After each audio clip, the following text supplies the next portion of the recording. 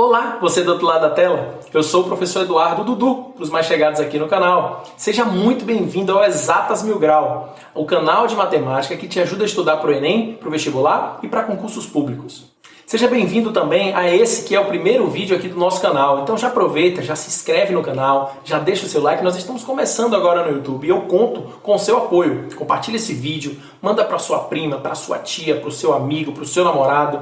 Manda esse vídeo para todo mundo que você conhece, que vai fazer concurso público, vai prestar o vestibular ou vai fazer o Enem no final do ano. Eu escolhi começar a gravar os vídeos justamente com um conteúdo que, ao meu ver, é considerado um grande bicho-papão pelos alunos na escola e é um dos assuntos mais presentes nos grandes vestibulares do Brasil, que é números complexos. Esse daqui é o primeiro de uma série de vídeos que vão ser gravados. Eu vou montar uma playlist com todos eles, com todo o conteúdo relacionado a números complexos. Então, já pega o seu material de estudo, senta na cadeira, presta bastante atenção e anota as partes mais importantes. Beleza?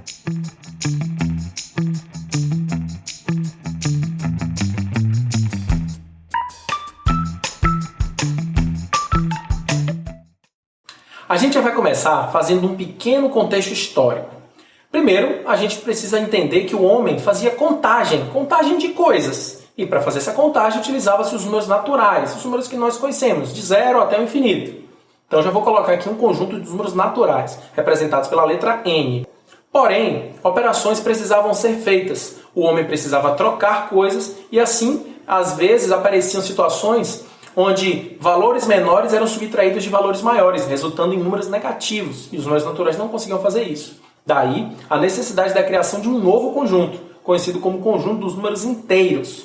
Esse conjunto, representado pela letra Z, traz todos os números naturais, positivos, e além deles, os números negativos. Então ele é mais abrangente. Então eu vou colocar aqui um conjunto Z que engloba o conjunto dos números naturais. Os naturais estão dentro do conjunto dos números inteiros. Ok? Porém, outras demandas foram surgindo e números foram aparecendo, resultado de divisão, por exemplo, resultando em números decimais, números que a gente chama de números quebrados. Esses números não poderiam ser representados apenas utilizando os números naturais inteiros. Logo, novamente, surgiu a necessidade da criação de um novo conjunto. E esse conjunto é conhecido como o conjunto dos números racionais, vai ser representado pela letra Q, apresentando o sinal negativo dos números inteiros, só que dessa vez apresentando também as vírgulas. Então vou colocar aqui o conjunto dos números racionais, englobando o conjunto dos inteiros, que por sua vez englobam conjuntos naturais. Novas demandas foram surgindo, e esses três conjuntos não conseguiam atender essa demanda. Demandas essas que, por exemplo, eram dízimas não periódicas, dízimas que não têm período de repetição, números que não se repetem, números aleatórios, ou até mesmo raízes quadradas, enfim, operações mais complexas, que esses três conjuntos não conseguiam atender. Daí surge um novo conjunto, o conjunto dos números irracionais, que apresenta justamente esses valores a qual eu falei. Porém, a relação dele com os outros três não é a mesma de englobar, de abraçar todos os outros, mas sim uma coisa à parte, separada. O conjunto dos números irracionais, ele vem meio que isolado dos outros três, beleza? Se você unificar todos esses conjuntos em um só, vai nascer agora um conjunto dos números reais, representado pela letra R, que é a união entre o conjunto dos números racionais com o conjunto dos números irracionais, resultando então no conjunto dos números reais. Aqui chegamos num ponto importante. Qualquer número que você conhece, seja com raiz, sem raiz, com dízima, sem dízima, positivo, negativo, tudo isso é número real, misturado aí nas suas devidas subclasses. Porém, uma outra demanda surgiu, que foi a demanda de calcular valores de raízes quadradas com números negativos. E isso os números reais não são capazes de fazer. E mais uma vez, surge a demanda, e por isso a necessidade da criação de um novo conjunto. Esse conjunto agora é conhecido como conjunto dos números complexos. Como eu disse, o objetivo dele é calcular raízes quadradas de números negativos, coisa que não era possível antes de se fazer. Então vamos adicionar aqui no nosso diagrama o conjunto dos números complexos. Tranquilo? Então, já que o objetivo dele é calcular raízes de números negativos, então vamos entender aqui como, por exemplo, calcular a raiz quadrada de menos 4. Como é que eu faço isso? Raiz quadrada de 4 é 2. Aí você pensa, a raiz quadrada de menos 4, então é menos 2. Não, porque o conceito de raiz quadrada é multiplicar um número por ele mesmo, que resulte no valor que está dentro da raiz. Logo, isso não vai ser possível com menos 2, porque menos com menos na multiplicação resulta em mais. Então, a raiz quadrada de menos 4 não pode ser calculada com os números reais. Já que a gente vai ter que usar os complexos, então vamos entender como é que ele funciona. Qual o primeiro passo? Você vai transformar esse menos 4 em 4 vezes menos 1. O menos 4 é meu, eu escrevo ele como eu quiser. Eu separo o menos 4 como sendo 4 vezes menos 1. Depois, eu separo cada um desses números numa sua própria raiz. Cada um ganha a sua raiz. Raiz de 4, raiz de menos 1. A raiz de 4 a gente já sabe que é 2. Eu vou desconsiderar aqui a possibilidade que pode ser mais 2 ou menos 2. Vamos tratar apenas como positivo. Raiz quadrada de 4, 2. Eu quero chamar a atenção de vocês para esse raiz quadrada de menos 1 aqui. É ele que me interessa. É ele que a gente vai estudar. Ele é o nosso objeto de estudo. Apareceu raiz quadrada de menos 1, vocês vão chamar isso de i. O número imaginário i. Ele é a unidade imaginária do número complexo. Ok? Então, apareceu raiz quadrada de menos 1 é igual a i. Tranquilo? Resultando, então, na resposta 2i. Raiz quadrada de 4, 2. Raiz quadrada de menos 1, i. Tranquilo? Para poder isso aqui ficar mais claro na sua cabeça, vamos tentar entender de uma forma geral. A raiz quadrada de menos 1 é i, e esse i é chamado de unidade imaginária do número complexo.